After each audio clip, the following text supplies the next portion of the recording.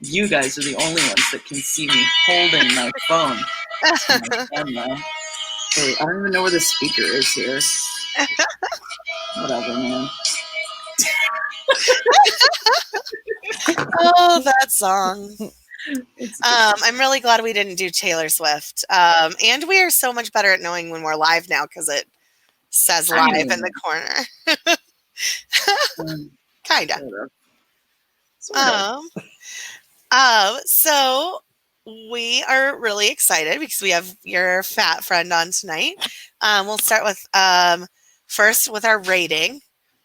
Oh, rating. Not there yet. Wasn't prepared. We won't start with our rating. No, we're doing it. We're starting with the rating. We are rated R now for language, terror, and some disturbing images.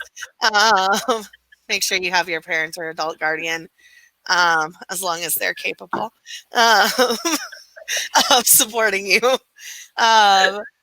through the adult images. What about the terror? The terror, right? Yeah. No one can support us through the terror.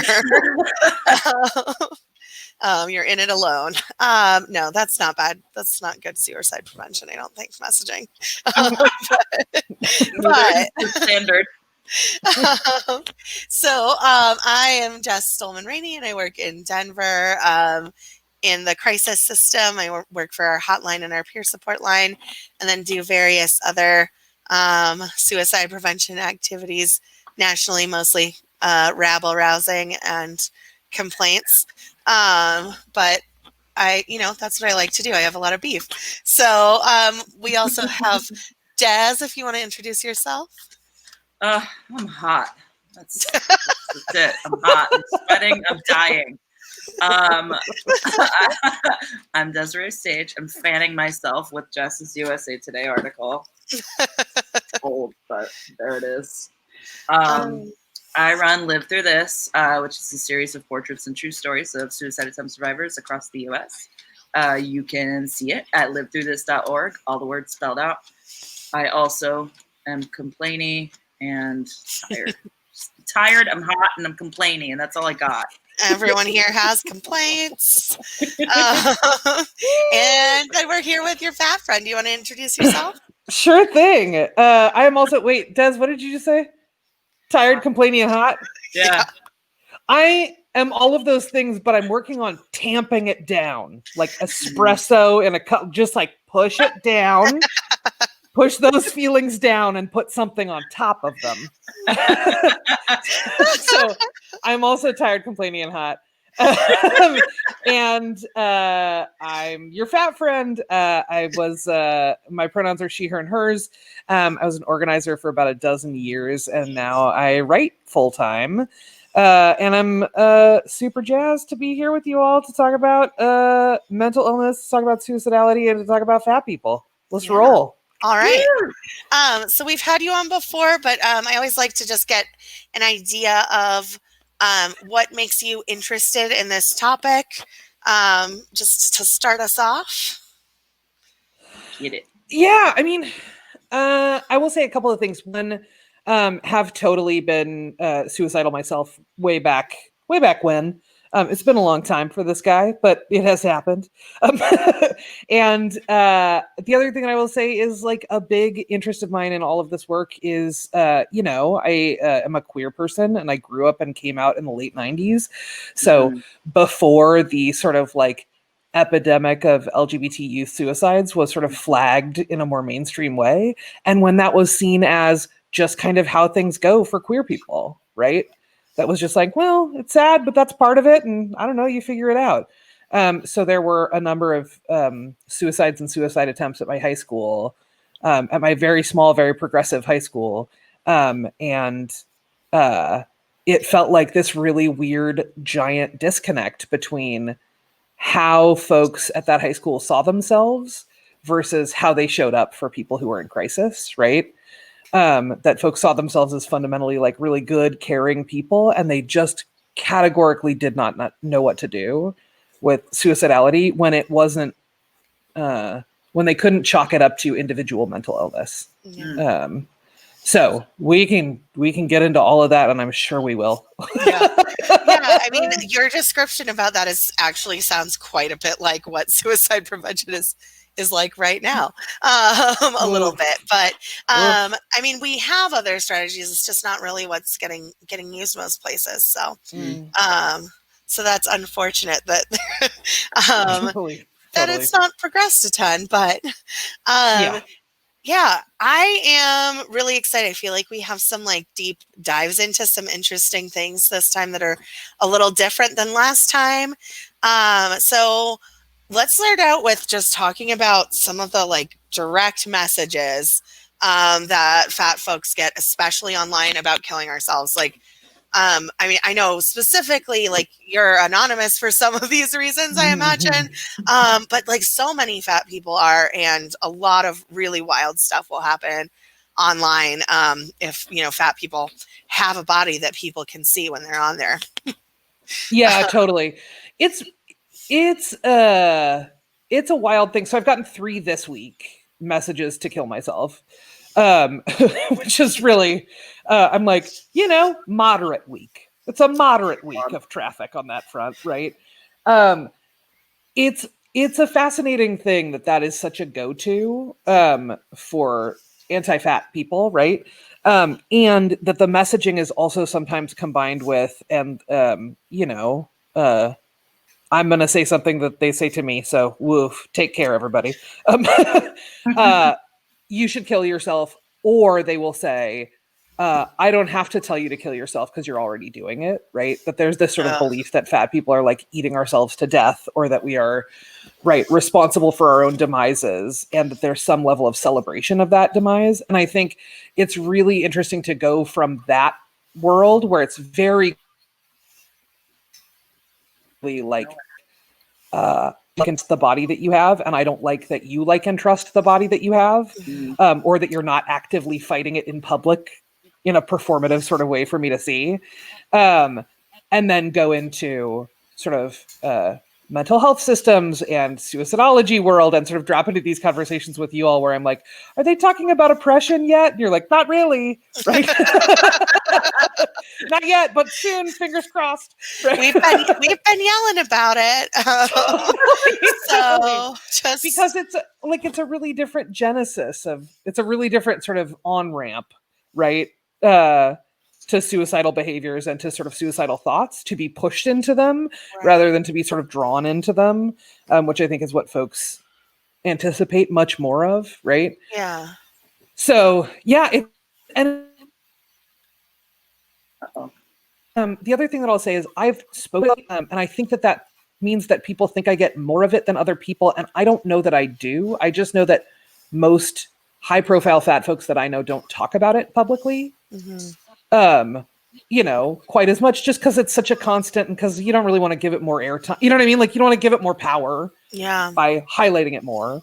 But I do think it's like important to note, like, I don't really know anyone who has sort of reached, I don't know, we'll say 20,000 followers on any given social media platform and talks about fat stuff and hasn't gotten told at some point to kill themselves, right? Like, it just is like amongst fat folks, right? And amongst Black, Indigenous, and people of color, and amongst disabled folks, right? Like, there is sort of this through line of like kind of anybody who's on the downside of power.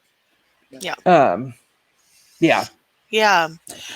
don't have anywhere near that kind of amount of followers, and I definitely get them. I got when the USA Today article came out, a lot of people like specifically like found me on the internet to be like, I saw your picture on USA Today, and like, no wonder you want to kill yourself. And I was like, wow, this is like what you had, which is I think it's bad, but it was almost like funny to me because I was like, you're so angry.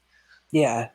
About like seeing a picture of me on the internet once, that you had to like find me and let me know that you like you get it, that I was suicidal before. Like, thanks. But yeah, like, where does that come from that you feel so compelled to like, that it's like such a rage-filled thing for you to like witness fatness? Totally. And like, again, this all sort of like flies in the face of how systems around suicide are set up, right? Which is sort of like the idea that like you have individual impulse, it is because of brain chemistry that is amiss, or even more commonly, because of like a misplaced and temporary idea that you have about yourself, right? Versus like, no, this is like a really constant external force in my life, right? And there's not really a place to put that I'm aware of in like mental health and suicidology world. Unless, I mean, like, this is again right on time. I'm like, hey guys, is there a place that I don't know about? And I feel like I'm getting ready for you guys to be like, nope. No. Yeah, okay, cool. Not really. I mean, like, you know, there's little bits of it, right? There'll be some specific people who really start looking at like how does oppression factor in. You know, there's articles that are published. But even the way we like just measure people's like suicidalness is so based on internal things, and we don't even ask questions about what many of those external conditions are. Like I think it doesn't even occur to most people studying suicide to like think about. They might think about online bullying, but they're going to think about it in the case of like kids instead of like what are people doing to fat people, or what are people doing to Black, Indigenous, and people of color, or like what are those experiences that are causing distress. So there's these like vague conversations about minority stress or something, which is like, okay, but you're still pathologizing the experience of being targeted instead of saying like, we need to fix that this is happening. Right, totally. And we're also talking about like, someone just commented that like too many folks and too many providers still see fatness as something to fix. Oh yeah. Which is 100% right? Like we're even talking about like with relatively well understood, or at least like there's some buy-in to ending racism, there's some level of buy-in to ending misogyny, right? In a way that isn't necessarily there on like ableism, isn't necessarily there on fatness, isn't necessarily there on like, you know what I mean? Like you can sort of like look at different communities and sort of see where the level of public understanding is. So like, even if we get there in understandings of oppression and someone who's sort of like informed around oppression, the chances that they will see fat people as part of that, as like an oppressed class, is, real touch and go. Real touch and go. Well, and like, I mean, suicidology is still like quite dominated by like white, like straight bodied, like cis het men. And there's like women too, but there's it's a very like old school kind of field. And then I think a lot of the work that's happening in the community, while it's activism that's like divested from discussions of power. So what you see happening is like, we're gonna do a march to prevent suicide. We're gonna do a like rally to prevent suicide, but there's no like request. It's just like a bunch of people who have lost people to suicide, which is, I think it's helpful for people to organize and stuff, but you're really seeing like, people's like mostly white folks, moms, mostly, people in there like somewhere in their 40s to 60s out talking about mental illness specifically. So, when we divest it from power, it loses divesting activism from power doesn't work. Yeah, 100%. Take it from an organizer. Doesn't work. Doesn't work, team. So that's kind of what's happened is like we've washed it down, so there's no discussions of power happening. So yeah, totally. And like there's some, which means that folks will, I'm like undoubtedly miss out on some real baseline stuff, right? If you're not even talking about like, right, like if the bar is at like gender, which usually just means white women, right? Like if you're not even talking about white women, like right? Yeah. For truly everyone else. Right? Like, yeah. Right. Yeah. And we're still having discussions in suicidology where they're like, men bear the burden of suicide because like white dudes have some of the higher suicide rates, like some of the higher suicide rates. And it's like, woo, This is like very uncritical approach to your where field. to begin, right? And also, I mean, I do recall. So from last time, I did a little digging around into any research and into suicidal ideations and behaviors amongst fat folks. And there is like one study, it's out of Germany. And it's like, do you know what I mean? Where you're like, no, that's not great. Yeah. But it just seemed like, as I sort of dug around in that research, which, as you know, is like not where I live, but, you know, is a place that I travel through from time to time.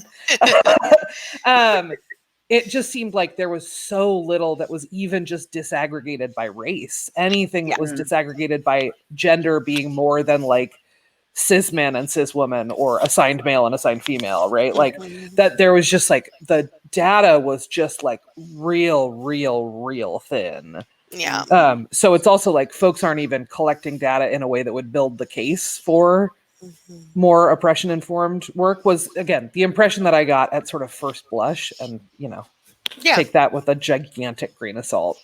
Yeah, I think that's pretty accurate. Like we have a dearth of information about like any of the questions that I think that's why we have discussions all the time about why people with lived experience need to be involved, and not just like specific types of people with lived experience or people with lived experience who can talk about suicide in the way that suicidologists do. Like you need to be really looking at the people who aren't getting support, right? And like, so not just people who are participating in your programs already. Can I just say, I just realized something else that came up recently. I was doing some research and I was like, oh shit, I don't know why I didn't make this connection before right now. Yeah. While we're talking about it. But news flash, everyone, breaking news. This is just coming into my brain right now. So I did a bunch of research recently into prescription diet pills, particularly from the 90s and early aughts, and did a particularly deep dive into fen-phen, which is like was a huge diet pill scandal. You two are nodding with recognition. Yeah. Yes. So I was on fen-phen briefly in high school. Like I think a lot of fat kids in the 90s, right? Like you just sort of get put on it. It was a diet pill that was, you know, essentially modeled. It was an amphetamine. So it was like part of that sort of class of medications. It was invented by two thin people who thought that essentially like fat people were eating because of mood dysregulation, right? And that's why we were fat. Was because of our mood. People still really think that. People still really think that. But in this case, someone had built a business off of it. Yeah, right. And was making a ton of money. And it was real wild. Gross. And folks talk a lot about the heart damage that was caused by fen-phen. So fen-phen was ultimately pulled from the market because of heart valve issues and lung damage and like major shit you don't want to mess with. Right? Like heart and lungs. Most people want to hang on to those. Right? Yeah. And what folks don't talk about is actually part of use of fen-phen. One of the things that fen-phen caused was brain damage. So part of what would happen, we'll get there. It's a lot of track to lay, but I promise we'll come back. So because of the way this medication worked, it would flood your serotonin receptors, and then essentially they would die off. They would produce so much that your serotonin receptors would die off, and it would cause permanent brain damage often. So those serotonin receptors would be permanently damaged, which would mean that folks who'd been on this diet pill would have all of the appearances of clinical depression, right? Which would be easy to read, I could imagine, as a clinician, right? That you would be like, oh, this person tried to lose weight and they failed, so they're really depressed. Not, this person has brain damage from a drug that was not tested well enough, right? Like, yeah. So it's also like, there are all of these things, right? Like, we're not even to the point of gathering data or disaggregating based on size or race or gender or any of those things. And even when we get there, even when we get data around it, there are all of these layers, right? That like that will turn up as depression. It won't turn up as brain damage as a result of diet culture, right? Like, so also they like put you on a pill that just feels like such a link. So they like put you on a pill because totally. Where you're like, think you're sad because you're fat, and then And then you're literally sad because they put you on a pill that damaged your brain so you can't feel good anymore. Yeah, totally. Sorry, you lost 15 pounds. The flip side is the devil's deal that you made is now you can't feel joy anymore. Like, is so fucking dark. If you'll excuse my language. It's so dark, yeah. It's so dark. Whoa. Is that the plot line to The Fat Mermaid? Oh God, that's terrible. So then I think there's similar kinds of connections with like psychiatric medications that have like sort of gone. There's like just now a study being published that's like, wow, it takes you like a year to go through withdrawals from antidepressants. And I'm like, people been saying this for a long time, and you've been telling us we were crazy, and then putting us back on the antidepressants, and then they're worried about that fat stuff too. Talk about the text you sent me about getting on Vyvanse. Which one? The one relevant to this conversation. The one where I was like, are they putting you on Vyvanse because you're fat? That one. They love to put fat people on Vyvanse. It's like they use it for, because it's like Vyvanse is like a stimulant, and they use it for, they prescribe it to people who have binge eating issues, and like that's fucked up because everyone I know that had binge eating issues that got Vyvanse loved it because then they could just do food restriction, and they were still binge eating. Everyone I knew that took it, but like it like created a bigger issue, right? Like a bigger issue, and it's extremely addictive and has terrible withdrawals and is really hard for people to get off of. But like if you're depressed and fat, Vyvanse is it's gonna show up as a recommendation, and like people get like heart palpitations from it's like a pretty intense drug. Yikes! But, yeah. Meanwhile, I'm still sleepy. I don't know. On Vyvanse. Yes. Yeah. Like I need a nap. This is supposed to be stimulating, but I got two toddlers. And it kills your joy. Hey. Yeah, I mean, I also feel like there's in the world of medications, there's also like a weird provider bias thing. Oh yeah. Just anecdotally around what are the medications that folks are willing to put fat people on, right? So like so many antidepressants and so many psych meds have the side effect of weight gain, right? Yeah. And there is this assumption that because fat people are always fat first and sometimes fat only, that like the one thing you can't do with us is like, it doesn't matter what happens with our brains. Just don't make us fatter. And if you can, make us thinner. It's sort of like the imagined mandate, right? Yeah. In thin people's brains. And when those thin people are clinicians, it becomes a real issue, buds. Yeah. Becomes a real issue. Yeah. And I think so that's happened with me before where they were like, which is funny because I've been on a large amount of medications. Once you have things that compete where they're like, wait, are you fat or are you schizophrenic? Like which one is worse and which one do we care about more? Also, pick one. Choose your fighter. You can be fat or you can be schizophrenic. Yeah, you can't do both. So then it's like, so then they're like, you go through and every new doctor you see, which is frequent because it's hard to stay in psychiatry for a lot of reasons.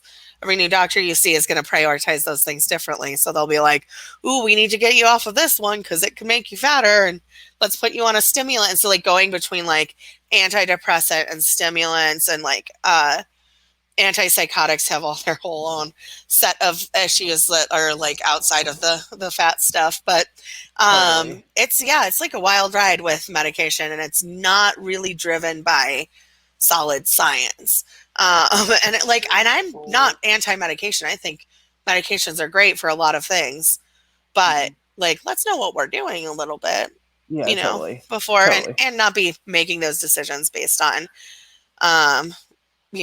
fucked up things we think about fat people or anyone. Totally. Or even just like involve patients in decisions about their own care. Do you know what I mean? Even just that turns out could be a thing. Yeah.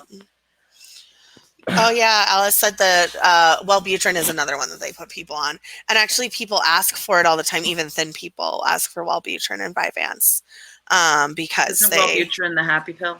Yeah, like they're like, we want to go on this because then we won't gain weight. Because tons of people choose not to do medications because of weight gain.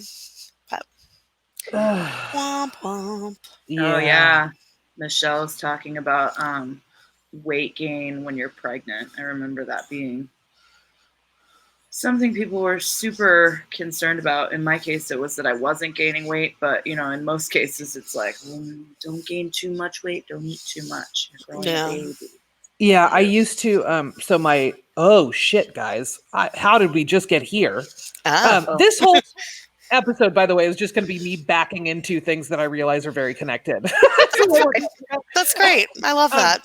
So my grandmother worked at she was a nurse at the Stanford University Psych Hospital in the 50s and 60s. Wow. And she used to talk about when she was pregnant, the thinking at the time was you should only gain the weight of the baby. So if you have a 9-pound baby, you should gain 9 pounds. Ooh. If you have a 7-pound baby, you should gain 7 pounds, which means you're like actively losing weight while you're growing a human, which seems real wild to me. Anyway, feels very helpful and instructive to me to go back and look at wacky previous scientific ideas, because it's a good grounding for like, hey man, some of the things we think now are kind of wacky and ungrounded. Right. Like, and it's worth looking at where we still need to grow. Right. Yeah. And they're like based on things from the past. Even if we discovered that those things weren't true, sometimes they stick around anyway. Like, it's not like doctors are always super caught up on their own field. Yeah.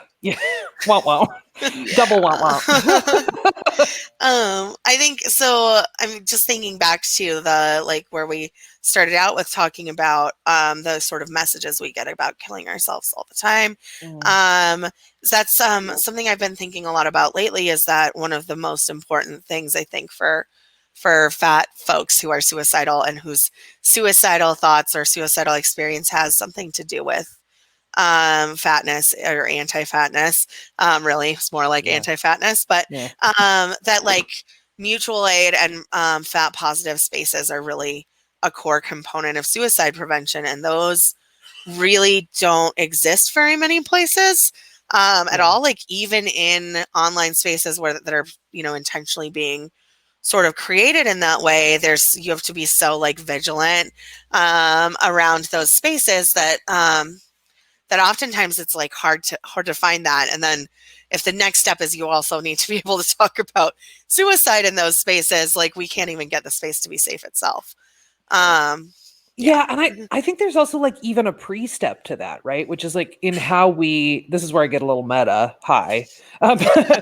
which is in how we conceive of fatness and fat bodies, right? There's this belief that like your fat body is always temporary. It is a temporary shame, not a state of being, right?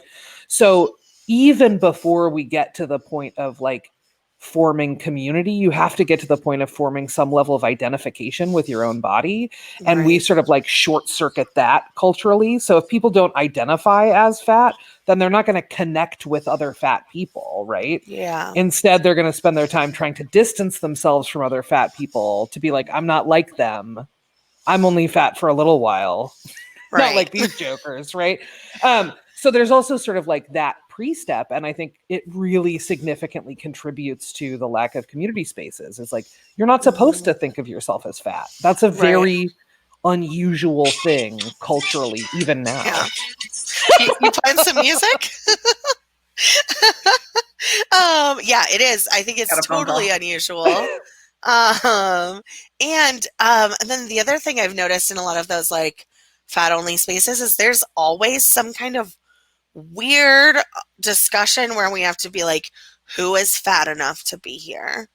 And then people don't want to be the fattest one there, but they don't want to be too thin. It's very weird.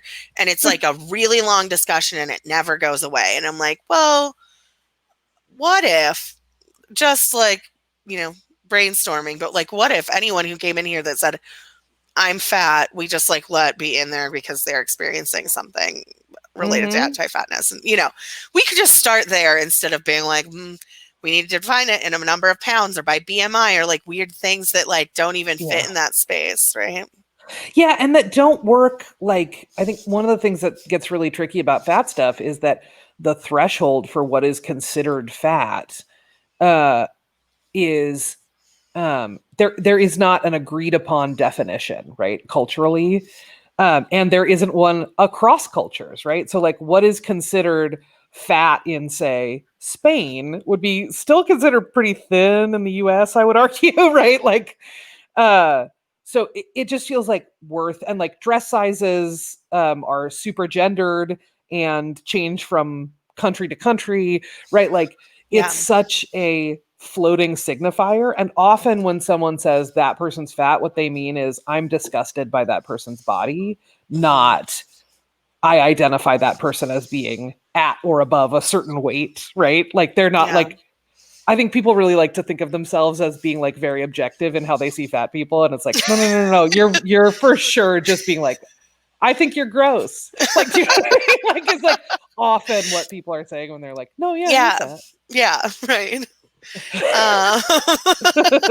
Oh yeah, like the kinds of fat that are considered okay, like where fat shows up that's okay and it's not. All fat is real interesting black hole to get into. 100%. Yeah. It's a black hole of fatness, but it's mostly a black hole of gender. Do you know what I mean? Where you're just like, okay, this is all about gender and race and ability. Got it. Yep. You're not fat if your fat is in breasts and you have a body that is read as a woman's body. Yes. But you are fat if that same fat is located in your thighs or belly, right? When you're just like, I'm tired. It's like when I got fat in the wrong places.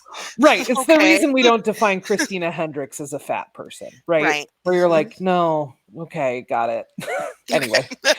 Okay, got it. I'm tired again already. Des, I think it's time for Beef Corner. Hold on, I have to let you know. I don't know if you're seeing the comments on Facebook, but we have a first. We have our first spam comment. Oh yeah, I saw that one and I was like, what now?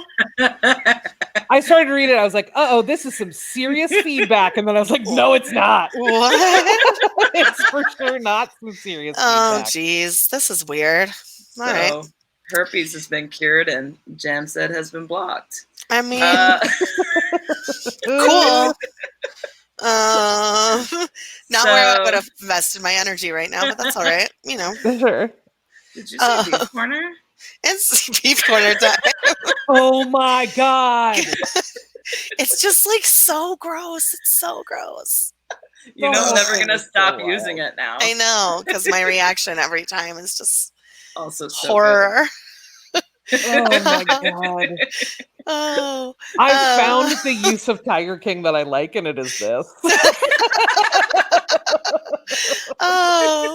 So, you know, I know we really just do an hour of Beef Corner in this, but we have specific time where we get to talk about any beefs we want that don't have to be related, but often are related to what we're talking about. So my beef this time is, so I have a thyroid condition, and I got a new doctor assigned to me because my former doctor's like having a baby or something, you know, that's like probably great for her, but it's really hard to find a good doctor, so it made me angry, and continues to. But he made me go to a psychiatrist because he adjusted my thyroid medication and then it made me feel crazy. And he was like, oh, well, I looked at your chart and it turns out you are crazy. It's not the medication. You have to go to a psychiatrist. So then the psychiatrist tried to put me on a bunch of medications, and including actually Des Vyvanse, because I would be happier if I lost weight. So they also prescribed, as a part of like compliance with the psychiatrist recommendations, a weight loss program with diet and exercise consultation. And my original, like the thyroid doctor, wouldn't see me again about adjusting my medication until I was compliant with the psych's recommendations. So I ended up getting a second opinion, and like it took a long time. But in the meantime, I was super scared because I don't take psych meds. It's not good for me. And I left the medication sitting at the pharmacy, and they started harassing me, like calling me multiple times a day to pick up my medications. So then I got like super paranoid, and I thought that like the cops were going to come pick me up or something, which is like, you know, a thing that's happened before. I finally got the second opinion, and guess what? They adjusted my medication, and I felt fucking fine again. But like the amount of power that those people can hold and like say, well, we're not going to, the gatekeeping that can happen. Like the fact that I could have literally had to do a diet and exercise program and go on a stimulant in order to be able to like get my thyroid medication adjusted is like really fucked up. That's my beef. Oh. Joelle wants to know if she can poop in this guy's office. Yeah. As many times as he would like. Yeah. I mean, I feel like the answer to that question is almost always yes. Yes. Right? Only if you light it Whoever on the guy fire. is, wherever the office is, yes. Poop in that guy's office. Pooping in. If I can leave you with one thing from this podcast, it is that you can and must poop in that guy's office. It doesn't even matter what guy we're talking about. It really doesn't. They've earned it at this point. I don't know. If it's a guy with an office, you should poop in it. Sorry, I'm real punchy. That's great. Hot. Yeah. It's hot. Hot. I also think you should poop on the hood of their car, especially if it's nice. Wouldn't it be terrible if you walked into your office and there was poop, and then you were like, I'm leaving my office, and by the time you got back to your car, there was also poop on your car? Oh, no. This is my own very personal good hell. plan. But it's a very good plan for attacking white guys with offices. Oh, somebody's going to sell baggies. Thanks, somebody. Joelle, counting on you. Yep. Leave it to Joelle. Right. Yeah, Joelle's got it under control. Anybody else got beefs today? Oh, God, I got a beef. So the UK has just rolled out their newest response to COVID, which is just they're rolling out a new program that's designed to, and I quote, help people, quote, take control of their future, which means lose weight. Right? Which I'm also like, again, through the lens of suicidology, take control of your future is quite a statement. Quite a claim. Yep. And what it amounts to, like I looked through the whole sort of program that they're proposing, and what it amounts to is just a dramatic increase in weight stigma and anti-fat bias, right? That's sort of what they're proposing. They're talking about doing a bunch of stuff like banning ads for high fat and high sugar foods, which I don't like. How do you define that? Like they're banning them before 9 p.m., which I don't know what happens if there is like a glass slipper you're leaving behind at 9 p.m. or like what is happening there, but okay. It's coming from their Department of Health and Social Care, which I would say in the US, the equivalent sounds quite a bit like DHS, right? Mm-hmm. So it's also this weird sort of like, don't look at us, look at fat people. Right. Fat people are the problem with COVID. Don't look at the government agencies responsible for fighting COVID. Look over at fat people. So they're going to ban ads after 9 p.m. or before 9 p.m. of high fat, high sugar foods. They're going to require restaurants to include calorie labels, which for folks with eating disorders is like a disaster of relapses, right? Yeah. Like you are asking for just a real shit show, everybody. Just bad news. New York has calorie labels. So does Portland, where I am. We have calorie labels on everything, and it's real garbage and doesn't change anything. But that's okay. And I think the other, it's fine. We don't even need to. It's fine. So everything's great. It's super reckless around eating disorders, right? It's super reckless around like all kinds of stuff. But particularly, it's also a bizarre solution to a very fast spreading panic to recommend something that would take years to accomplish, even if it worked, right? Even if 95 to 98% of diets didn't fail, for me to become a thin person would take years of like a series of minor miracles, right? Yeah. In order for that to happen. So it's also like a very, very, very strange approach to a respiratory pandemic that is spreading right now to be like, hey, everybody, calm down, just lose weight. It'll only take 2 to 4 years. And then you might survive this thing that you will definitely get. Right. At a slightly better rate, right? Where you're just like, oh, buddies, this is not the thing. So it just feels like a weird diversion. It feels like somebody wanted to talk about weight loss and wanted to talk about stigmatizing fat people. And they were like, wait a minute, COVID, right? Like, here's our opportunity. Right? Eradicate COVID and the fats. Right. Yeah, seriously. So that is my beef of the week, is just like, hey man, we actually, like, if there's one thing 2020 has taught everyone, it's that we have extremely real shit to pay attention to right this very minute. Yeah. You know, we've now seen what a pandemic looks like. It does not look like the quote unquote obesity epidemic, right? Like, those are very different things. And it just feels like a bizarre, like, someone just really wanted to talk about this and was real fired up about fat people and reached for the most convenient scapegoat, right? When government agencies are like, when folks are like pretty dissatisfied with government agencies and how they've been handling stuff like this, you know? It just feels like the clearest cut case of scapegoating of fat people that I've seen in like a while. Right. That's my beef. And it's mostly like a sad beef. Do you know what I mean? I think most beefs are sad beefs. Sad beef. Sadness and anger are so close to each other. Fat beef. Yeah. Oh God.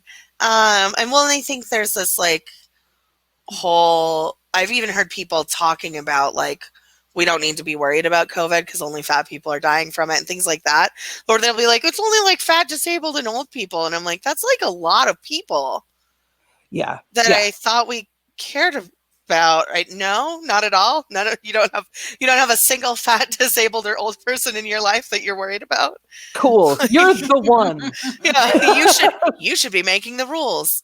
Well, and also there were all those early announcements, right? Early on, sort of as shelter-in-place orders were coming out, that were like, hey, everybody, we're going to save respirators for the people likeliest to survive. And then they would like straight up print lists that were like, that means no old people, no disabled people, no fat people. Right.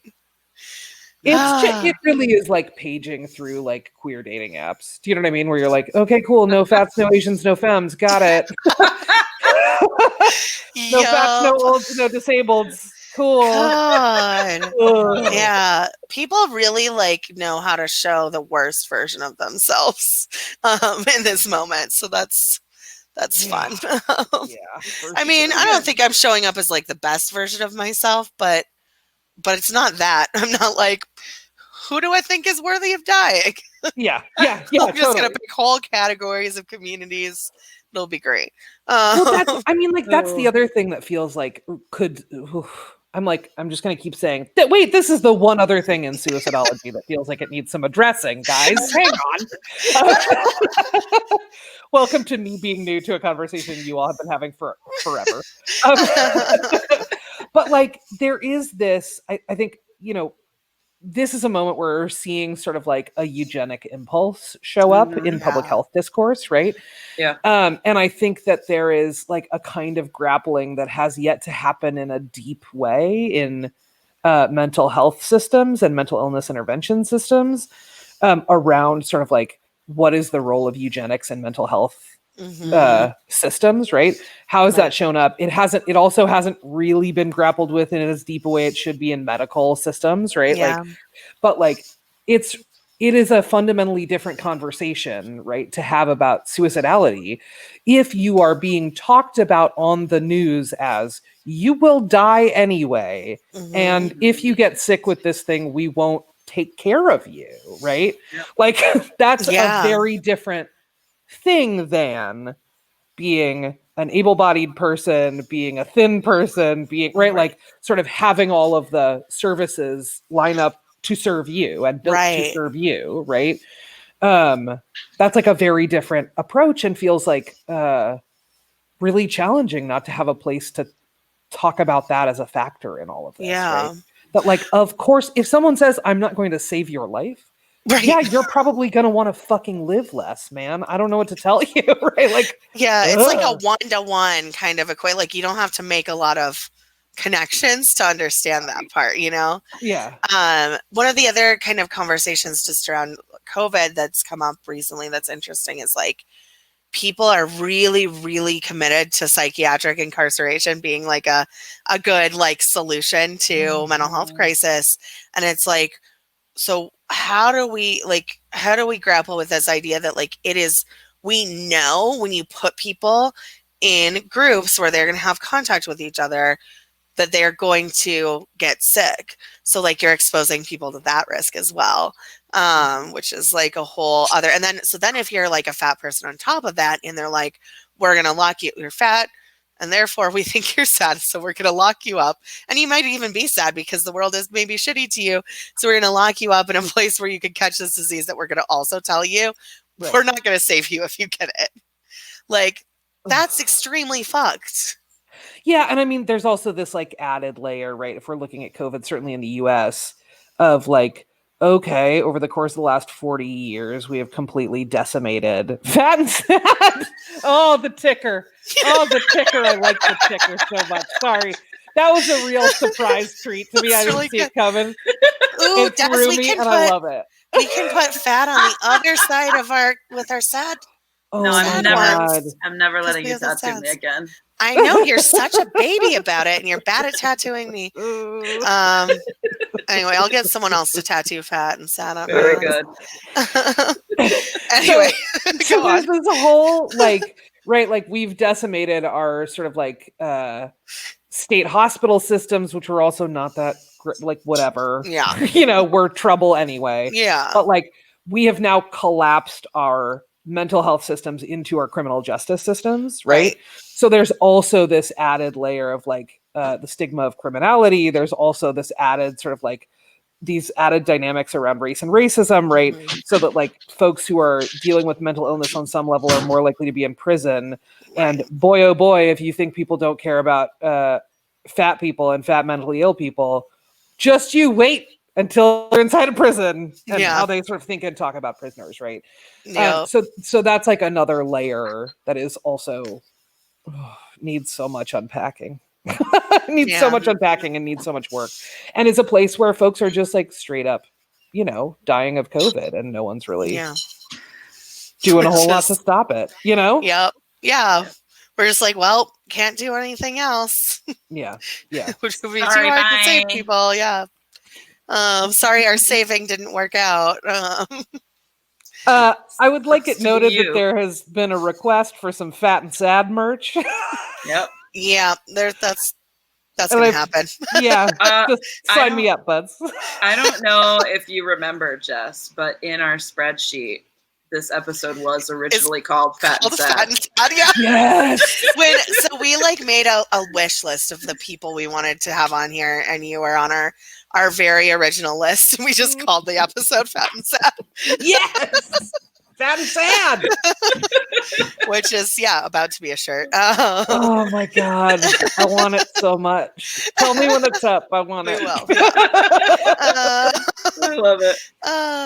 So we have 10 minutes and a couple of things. I would like to talk about the sexuality, relationships, and suicide one more than the other one we have left. Sure. I think people never really get into this, but just in general, a lot of fat people who have suicidal thoughts that I have met, so this is anecdotal, but you know, whatever, lived experience is pretty valid, I think.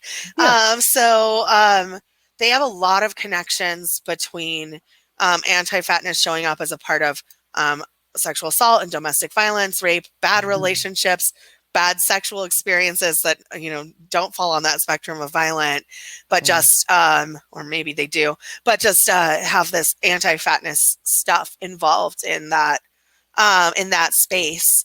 But I think there's a lot of places to head with that, but I'm just interested in that connection because we know that relationship concerns and things around sexuality and relationship are really common preceding events to suicide attempts. Yes. Before we get into that, my eye just got caught by Joelle's comment. Fat people fuck in all caps. And I gotta say, Joelle's comments really bringing me some joy. Joelle's really killing it tonight. Really bringing me some joy. Fat people do fuck, Joelle. Thank you. The point I've been meaning to make. I mean, I feel like this is another place, right, where I'm gonna like weirdly harp on data for a minute. Yeah. That there is in DVSA world, domestic violence, sexual assault, and IPV, intimate partner violence worlds, there is so much data to be had, so much data to be gathered, and very little of that. Like, it's hard to find even race-informed data. It's hard to find, right? Like, it's hard to find all kinds of stuff. Until very recently, it was really hard to find anything about queer people and particularly bisexual people in sort of domestic violence and sexual assault and IPV worlds, right? Yeah. And when that data started to be gathered and analyzed, what they found was that bisexual women had staggering rates of domestic violence, sexual assaults, and intimate partner violence. And also just like verbal and emotional abuse, right? Like the sort of the whole wide world of ways that abuse show up for bisexual women at like staggering rates. And there is no data that I have found around DVSA stuff and fat folks. But I would not be surprised, right? Like, it would make sense to me, right? If part of the way that we think about bisexual women is as being socially available and sexually disposable, right? Yep. That bisexual women are supposed to be sort of like quote unquote up for anything. And so are fat women. Yeah. Right? We're supposed to be grateful for whatever sexual attention we get. We are supposed to accept whatever is given to us, even if that like gift, quote unquote, of sexuality comes in the form of like assault. We are supposed to take it and enjoy it. And when fat people file complaints, these are again like anecdotal because no one's gathering this data, but somebody should. There are many, many, many stories of fat folks reports of sexual assault and violence being essentially like laughed out of the room. And the question that comes up, and heads up for a tough word around domestic violence and sexual assault, but like the question that comes up is, who would want to rape you? Is the response that fat folks are most likely to get. When those people are fat men, that gets even more complicated because of the ways that we see men in sexual assault, right? And like very limited cultural constructions around that. So it does feel like a whole world that is like potentially a very direct connection to folks' ability to survive and desire to survive, right? But again, no one's really collecting that data at any scale that we can get to. And so the data we have is lived experience, to your point, Jess, right? Right.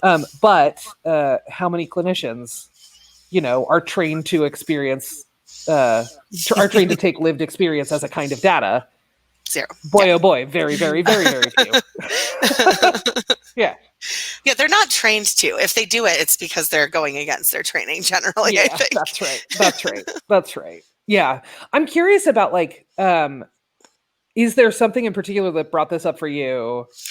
So I started my career actually working in domestic violence and sexual assault. And I was just thinking about, I'm like, what are fat suicide things that I have thought about last night when I was like putting the list together of just things that are interesting to me. And I just had one of those moments where I was like, wow, like I think every person I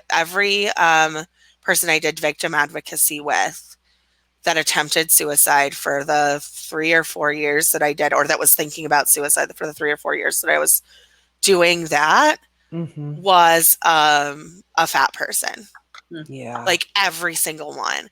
And all of them, there was a component of like anti-fatness that was involved, whether it was like no one will believe you because you're fat and obviously like you can't get sex anywhere else, or that no one would believe you.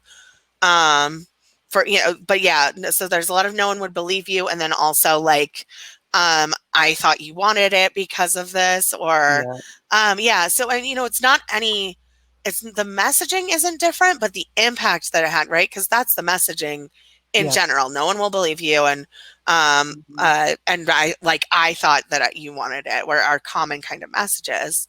But there's something that was really intense for people about that being connected to anti-fatness, because I think, right, because that's not the first time they're hearing that message. That's just the first time, maybe the first time that it's being associated with that level of like violence and violation. Yeah, I also feel like there's something about how we define and think of abuse, right? That like abuse will show up very differently for fat folks than it will for thin folks, right? We don't necessarily like, I can't tell you the number of fat people I know who were fat kids who had, for example, padlocks on the refrigerator, right? That is not a classic definition of, say, child abuse. Coerced weight loss or weight loss ultimatums are not seen as abusive forces, sort of culturally coming from your partner. But, depending on who you are and depending on your history around food and eating disorders and all kinds of stuff, absolutely can be. I would argue that it is, right? So there's also something here around like the ways that we define abuse have been defined around thin folks' experiences, and we have yet to do a reassess of like, what does abuse actually look like when it's being experienced by fat folks or by disabled folks or in interracial relationships or in, do you know what I mean? Like there are all of these different ways that abuse can show up that are informed by power and privilege, that like we culturally haven't sort of collectively defined, much less learned to identify, much less learned to intervene in. And that feels just immensely tricky. Yeah. And I think it's really rare for people to perceive a fat person as a victim of anything. Like we are much more likely to be perceived as like perpetrators. Like when fat people are sexual, it's like, it's scary to people, or it's gross, or like, how could you think anyone would want you? And so there's like it's this interesting sort of dynamic where you're like both not going to be believed, and probably pretty likely to be victimized, and then also seen as a perpetrator. And like that's a really fucked up dynamic for someone to feel. And of course people want to kill themselves when they're having that experience. Totally. Well, and there is research into that, right? That sort of likelihood of being seen as a perpetrator business. Right. There has been a little bit of research into what happens when fat people are in the criminal justice system alongside a thin person for the same crime with the same evidence. Fat people are likelier, like significantly likelier to be convicted. Those convictions are likelier to be met with very long and very punitive sentences if someone is fat, controlling for all other variables. So that belief that fat people are already aggressors is there and has been illustrated again. Like I'm just gonna keep talking about data being limited because nobody studies fat people as much as we would need to get, to get to the data threshold that folks are accustomed to. But like it is, the data that is there indicates, there's a problem we gotta think and talk about here, buds. Ugh. Yeah, I also think, I mean, most like people who I know that identify as like cis women and trans women, and non-binary people that I know have been sexually assaulted, like almost all of them.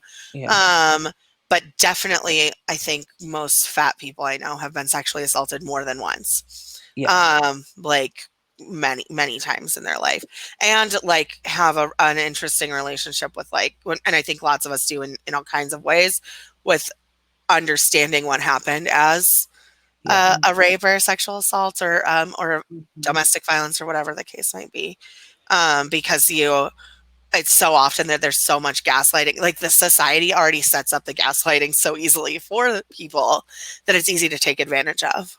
Yep, 100%. 100%. Yeah. And that we already, like, if our cultural and social systems around anti-fatness are doing their job, fat people, and particularly fat people who are not men, always already think of ourselves as unassaultable. Right. That like our brains have already gotten there before anybody else has. Yeah. Again, if those systems are working as they are meant to. Right. Which is rough. Yeah. Wah, wah. Yeah, this is the fat and sad episode. It's super fat and sad. I just feel like I should have brought a trombone so I can just do like, wah, wah, wah, wah. All right. So I don't want to end on the that topic entirely. Sure. So I feel like it would be helpful to talk about things are fucked. What are some things that we can do that make it feel marginally better? Because I know we can't fix everything. I know we can't, all of those systems aren't being undone tomorrow. But how do we support each other effectively through this stuff? Oof. I'm going to say one thing that helps me personally. It's not necessarily a how do we support each other. I'll come back around to how do we support each other, because that's a big complex question. The thing that I will say that is helping me a great deal is I'm a big fan, and I get the impression you two are as well, of some gallows humor. Boy, oh boy, do I love some goddamn gallows humor. Yeah. So I have a weirdly extensive collection of old-timey diet books. Oh. That are weirdly one of them is a diet book written by Ed McMahon, who was Johnny Carson's sidekick. Yeah. And one of the titles is called "Ladies, Let's Leave Women's Lib Out of This." So it's all just weird. I have a Jack LaLanne workout book that's just him. He's somehow folding his body into a weird triangle shape. I don't know how he does it. That's not a shape that I know bodies to be, but okay. Yeah. So, I just feel like I am getting so much out of gallows humor lately, because 2020, just when you think it can't get darker, right? It goes there. So what's been helpful to me is Degrassi. It's been really helpful to find some humor in the depth of it, right? To not feel like you need to numb out or go to some kind of comfort TV or whatever. You don't have to avoid the hardness that's happening all around you to be able to find the levity that will keep you engaged. So that's been a big thing for me. How about you all? Yeah. What's helping lately? Well, now that makes me want to look at, I have a strange extensive collection of things people gave to me when I was younger that are all abstinent solely sex ed books. Ones that you get, they're the long read kinds that you would give to your kid when you're homeschooling them. They all have ridiculous names. So now that's a thing I'm going to crack into again. Oh my God. Weird. Please posters or something. Yeah, I'll have all I want to do is see all of those. Yeah, I want to see yours too. So there's how we take care of each other. Okay. There we go. Did it. Yeah. Hey, everyone get your weird books out. Yeah, send all your fat friends pictures of your diet books. That's a great way to support them. Please don't do that. I just realized that sounded like what we were recommending. Totally don't. That's weird and aggressive. But fat and sad, weird and aggressive. Totally. Yeah, that's yes. My 2 books. First book, fat and sad. Second book, weird and aggressive. Well, we text each other a lot of just weird shit all the time. That usually involves at some point one of us saying "Don't kill yourself" and the other one sending some kind of flipping off message. So we do the gallows humor for sure. What else is helping with you, Des? I don't know. I have toddlers. I just chase them around all day, and so they don't kill themselves. Good call. Suicide prevention all day long here in my house. I have to say, my husband loves Des's. He has not met Des's kids, but he loves them so much, and he makes this very high pitched noise when he looks at the videos of them that sounds very much like Gus's high-pitched noise that he makes. And sometimes I can't tell which one it is. Oh my God. Well, because I'm never holding my phone. It just happens. And I'm like, oh, did you see Des's kid again? So he gets quite a lot of joy from your children. Oh my God. Very good. That's Very amazing. good. Yeah. Yep. We're doing indoor parkour now, so it's good. Yeah. Suicide prevention all day long. For sure. I will say the other thing that has been really helpful, I thought of a how do we support each other thing. Yeah. Got it. A very good friend of mine, my friend David and I, who are both like fat queer people, yay fat queers. Yeah. Have been picking shows to watch together from afar. So we will like Netflix party like fat positive stuff, or we will do it on like Hulu Watch or any of those sort of like shared viewing things, or we'll just agree to watch the same thing at the same time and text about it. Each other. Yep. It's so like there is not a lot of connection, like interpersonal connection to be found in 2020. Whoa, you got to go looking for it. And that has been an immensely helpful and lovely thing. And we've gotten to the point where we do it almost every night. We like watch something. That's fun. And it's a really lovely way of like building a little bit of like fat community, like finding some time with each other. We get to just like grouse about, our parents talking about dieting and quarantine or whatever. Right. It's just been a really, really helpful way to sort of pierce that idea of like, you're not supposed to connect with other fat people. You're not supposed to think of yourself as fat. And you're certainly not supposed to like take any kind of pride or validation in that. Yeah. So that has been really, really helpful. Next up on the list, we're going to watch Hunt for the Wilder People again, which is like a true joy about an indigenous fat kid in the foster system in New Zealand, directed by Taika Waititi, who has a weird, iffy track record on fat stuff. Yeah.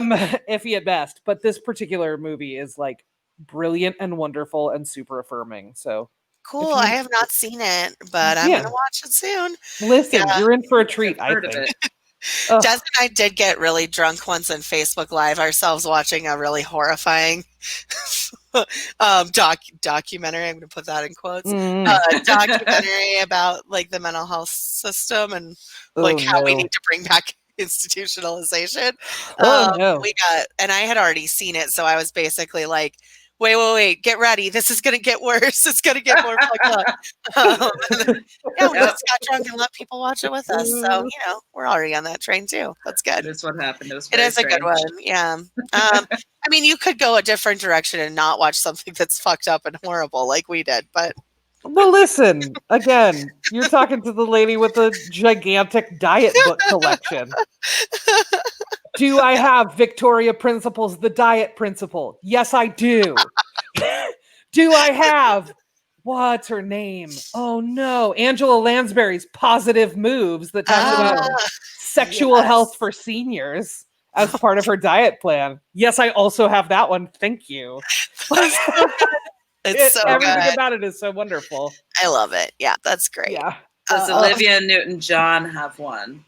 Not that I have found, but oh my God, I would love it. That'd be fantastic. I feel like the thing that I need to really cap off my diet book collection is I just need like an actual Suzanne Summers signature Thigh Master to just like put on the bookshelf with everything else. Yeah. That's great. The Thigh Master looks like a torture device. It's really fucking weird looking. All of this reminded me of one time I ran a feminist book club, and like one of the first books I had everyone read was The Rules. Which I didn't know that so many people had never been exposed to, but that is some wild shit if you ever need something stupid to read. God. And they have made multiple sequels to it and redone them a few times, like The Rules 2 for after you're married, or the updated version that's time-tested secrets for falling in love or for getting the man you want or something like that. I have to look it up, but it's for capturing the heart of Mr. Right. It's fucked up. I didn't read that one. This is no, I mean ditto, bud. I will say this is extremely up my alley. I was just thinking about trying to track down and rewatch the VH1 show, The Pickup Artist. Ooh. where they had the guy in the furry hat. Do you remember this? His name was Mystery. Yep. Mystery, the pickup artist, and he'd be like, "Here's what you have to do to get girls," and it was totally like, you have to wear a furry top hat and dress like Jamiroquai. Was like 80% of his advice. It was really something. There's Wait a probably minute. a time in my life that would have been compelling to me, is like Jamiroquai, but that's okay. Yeah, sure. Not for everyone. You see what we've found here? I absolutely did. I got very excited about it. I have got some internet book searching to do. Oh my God. What a treat. This was I great. love it. Thank you so much for coming back on. This was wonderful. God. A treat as always. I will have you a million more times if you want to come on. Well, not a million, but however many you feel like doing. Probably. I don't know if we'll have a million episodes. Like we don't know if we're gonna live that long, Sure. Okay. But, very concrete concern. Yeah. But we would love to have you back again for anything else you think about related to suicide and fat and sad stuff, because this was great. Absolutely. Any old time, buds. It's a treat every time. Thanks for having me back. Yeah, thanks. Bye, everybody. All right. Peace out.